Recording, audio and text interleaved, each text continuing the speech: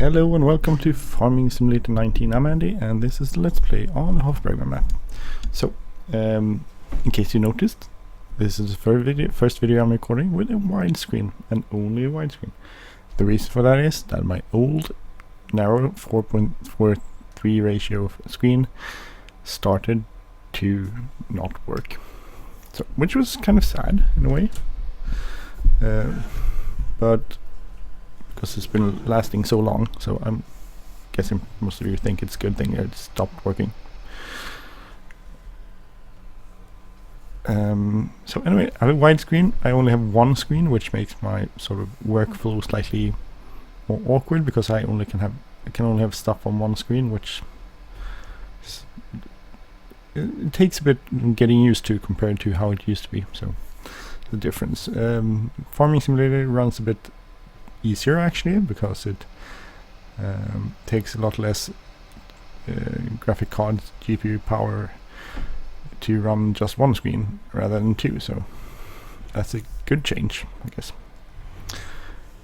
I decided to install the Follow Me mod, so the link to that is in the description. Engage it with right control F, I believe. So I always set it up to be actually 0 meters ahead of me, and so it's 0 meters ahead of me, and oh no, actually it's like 5 meters ahead of me. Sorry, it's 5 meters ahead of me and 5 meters to the left. So that's what's going on. So, and that seems to be working out pretty okay with where I'm driving harvester. So pretty cool. Works out great when you're turning to the right, like down here, to the left, which we'll do over there. Doesn't work out as good. So we need to I need to handle it in a different way. I'm going to show you how I handle it in a different way when we get to that point. But here it works nicely. No biggie. Sort of drives around there. The only issue I have is that I have no idea when the trailer is full, so I need to get out and check it once in a while. So I think it takes like 2 rows back and forth, one to basically fill it up, maybe slightly more. So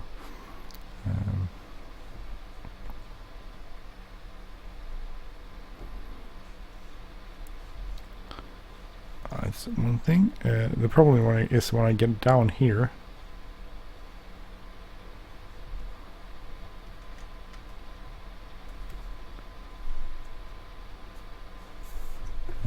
messes up because it turns in ratio when I'm turning, but it's slightly afterwards, of course, because it can't handle it better than that, which means that even though if I look at start turning here, it starts turning, but it's like way after me. So I need to pick that up so I don't pick up some clover.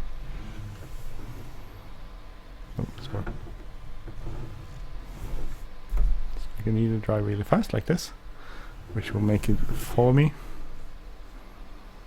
because it's not as fast as I am.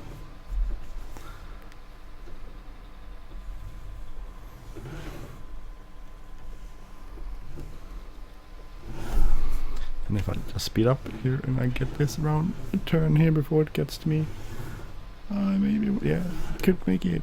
Yay, I did make it. So there's sort of problem. And it sneaks up. So I think we can do a little more before it's full. Well, we're getting close to filling it up. So the idea behind this is that I would probably get a better workflow, and I don't have to change trailers from the harvester to this one, so it makes it a bit easier. I think this is an awesome combination. It's cool to be able to have a tractor next to it. I think it actually stops if you keep an eye on stuff going out of the pipe. I think it actually stops when it's full. Maybe it doesn't. I need to go and check here. Sorry. Okay, that's full. So press right Control F to disengage it, and then I can drive this off to our silage fermenter, which is pretty awesome.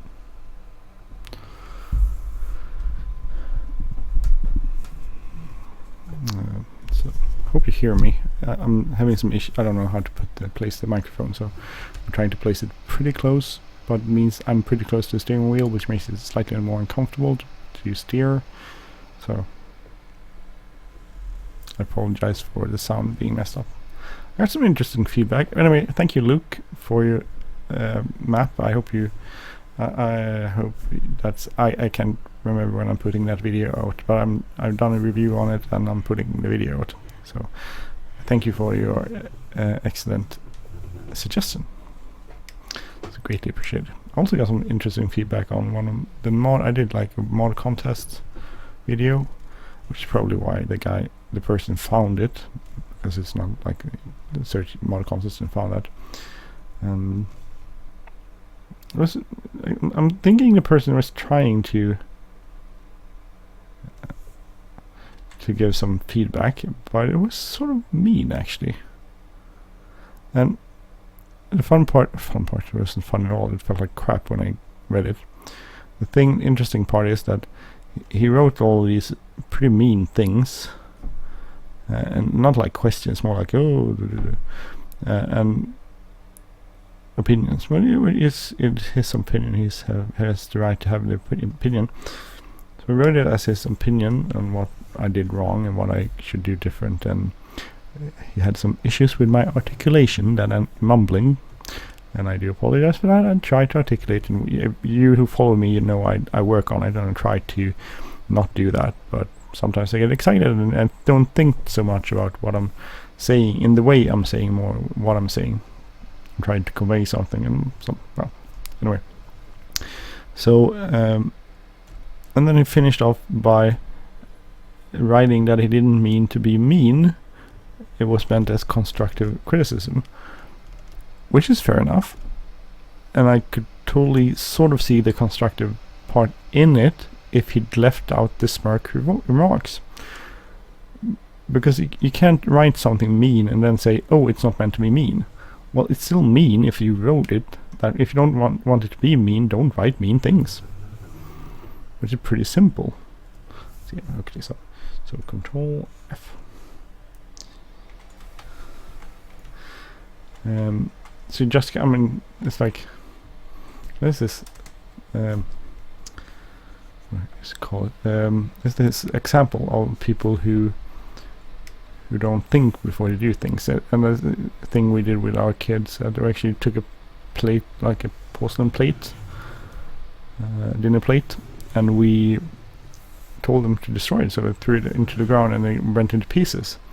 And then we told them, you can put it together. And I was like, we can't put it together. Well, you could probably glue it together, but it won't be the same. No, it won't be the same. So you have to think ahead of what you say, because sometimes the repercussions of what we say are too great for us to want to live with. So the important lesson there is, you can regret a lot of things and you can apologize for a lot of things, but even though you apologize for some things, the damage is already done.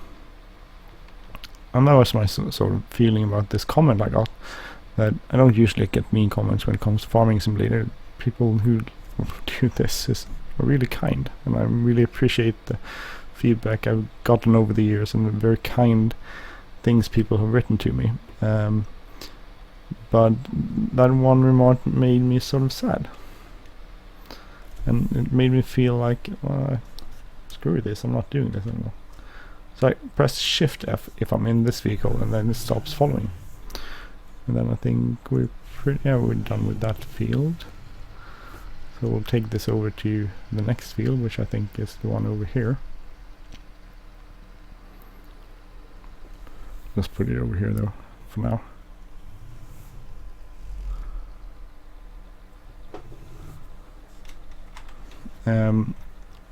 So you can't write something, from my point of view, it's not very nice to write something mean and then end the mean things you've written with, oh, it's not meant to be mean, it's just constructive criticism. Well, it's still mean. And if you don't want to come across as mean, don't write. I mean, constructive criticism is like, for instance, if I would translate what he wrote into what I think is constructive criticism, I would say, okay, thank you for your video and the effort you put into it. I sort of sometimes have hard time hearing what you say, and it would be nice if you could maybe try to think about your articulation, but I'll try to listen more carefully in the future. That would be perfectly constructive. You still get the point across, but without being mean. And he wrote something about my computer screen and the 4.3 screen that now suddenly decided to die. So I guess he's happy then.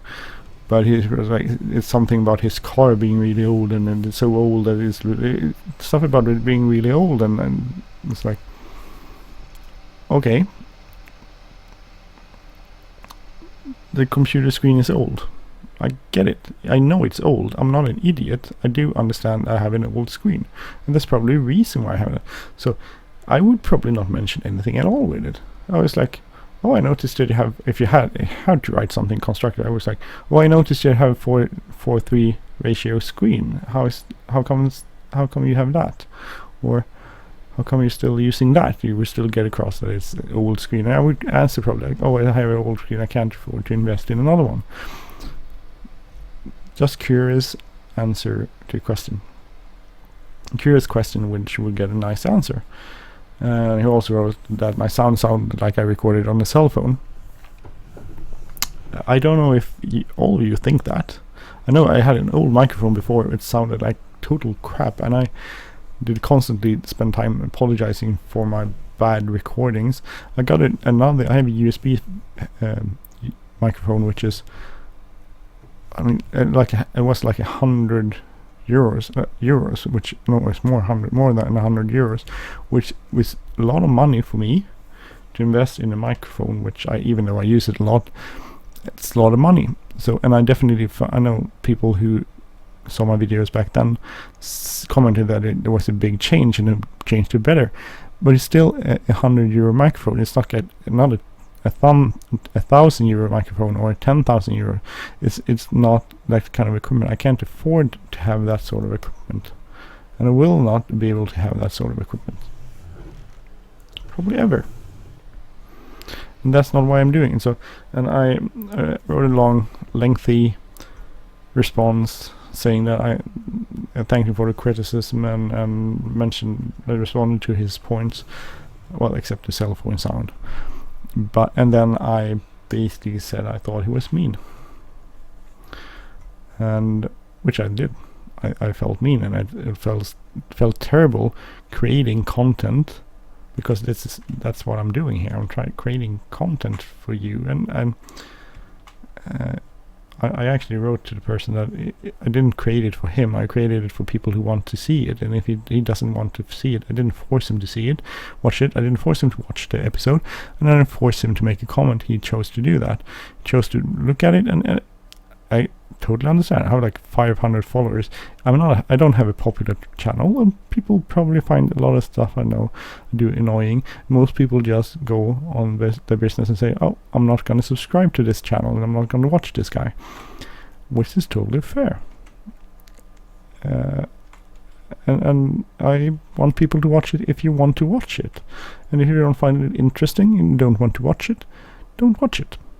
It's pretty simple. I just come across hundreds of channels every year which I watch a little bit, and I go like, it's not for me, and there's no really point pointing out why it's not for me, because it's stuff that they can't change. Just like someone spoke really bad English. I'm not saying I'm not at all saying that I speak good English. Apparently a lot of people seem to think I don't, so, but I'm not a native speaker, so maybe that's fair enough. I won't be able to speak as a native speaker anyway, and I need to work on my articulation. But if I watch a channel and I can't understand what the person is saying, I don't go like, oh, I don't want to watch you because you talk stupid or something. I just don't say anything else because it's not constructive. If you say you're a guy from Asia and you have like a Asiatic accent, I don't need to put that in some person's face by writing as a comment. The person speaks the way they do. They probably, if they could speak in perfect articulated English, they would probably do so, but they don't. I sorry, stuck rambling here, but I have this channel, your podcast I used to listen to, which is called APG, or Airline Pilot Guy. Very cool channel because I like aviation.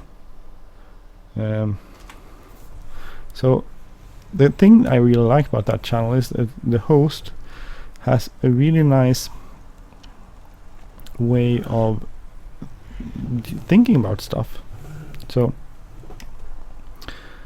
he usually said, sometimes he gets a lot of, they're a bunch of guys now, they get a lot of feedback, voice feedback. So people record themselves saying things and then they give that as feedback, which is kind of cool. I really think that's very cool. And so he gets this feedback, and people keep apologizing for not speaking perfect American English or perfect British English, and he says something really interesting, and I find that really humbling and true from my point of view. He says, well, you probably speak a lot better English, or you speak a lot better English than I would ever speak your language. And I think about that a lot, that well, some people that I come across, even though my English isn't perfect by any means, and I'm not pretending it is, I'm sure I speak a lot better English than a lot of you people speak Swedish. So, and I'm not saying that to be smirk, I'm saying that as a statement that that's the way things are. And if you, I hope you understand what I'm trying to say here. I'm not going to smirk in any way against you guys, because you don't speak English. You don't have the prerequisite needed. You weren't brought up in Sweden. You didn't learn the language. I could never ask anyone to speak Swedish perfectly if they're not from here. There's a lot of people that live here, they don't speak very perfect Swedish anyway. So, and that's fine by me. I don't expect people, so and I don't need to put that in writing. I don't need to somehow claim that, oh, your channel is bad because you don't speak English perfectly or articulate it too well or something. It's something they probably can't do anything about, so I'm not gonna rub it in their face. Other things I could probably post comments on, like say, oh, that was bad, shouldn't drive that there. Other things I could probably put comments about, say, oh, I think you should do more videos on X-Plane or more videos on Farm Sim, or how about doing something about the modcast test? That's fair, and that's just about the content. So, like, Luke wrote a suggestion about looking into a map he shared, so he does that a lot, and that's really good, and I appreciate them. And that's perfectly nice feedback from my point of view, and it helps improve my channel. But just saying I have an old screen doesn't really help me improve my channel. And not in a constructive way to me anyway. Maybe it does to the people who wrote it. Sometimes I just feel that people are mean. Why are people so mean these days? You didn't ask, just created content, and if you don't like it, don't watch it. I'm not forcing anyone to watch this. God knows I'm not. I perfectly understand that people don't want to watch it. I have 500 followers after 2 or 3 years, something, 2 years. So yeah, I do understand that I'm not creating content on a mind-blowing, interesting level, which is fair enough.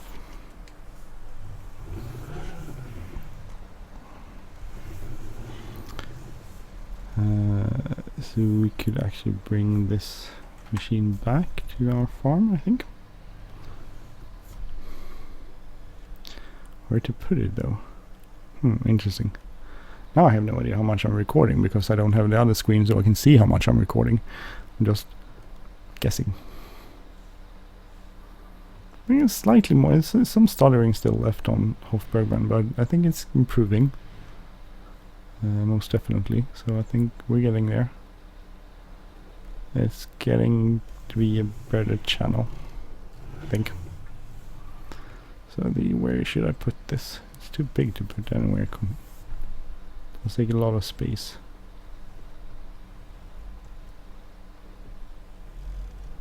Maybe up here somewhere. Could I fit in here? No.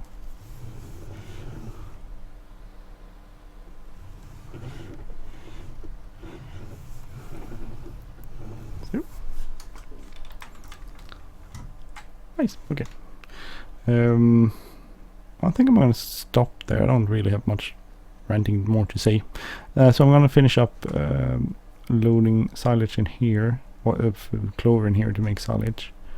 See how much we have. We have 156, so we can fit about 40, 44, 43, something left in there. So it's good. That's probably sort of the amount we have off the field. Maybe. I'm a little unsure about that, but maybe it's about the amount we can get off the field. We'll see if I'll do an episode of me doing that. Maybe because I'm really hot here and it's a warm summer evening and I need to go and take a shower and go to bed because I have work tomorrow and it's my first week back at work and it's intense. It's extremely intense, I must say. A bit too extreme if you ask me. Well,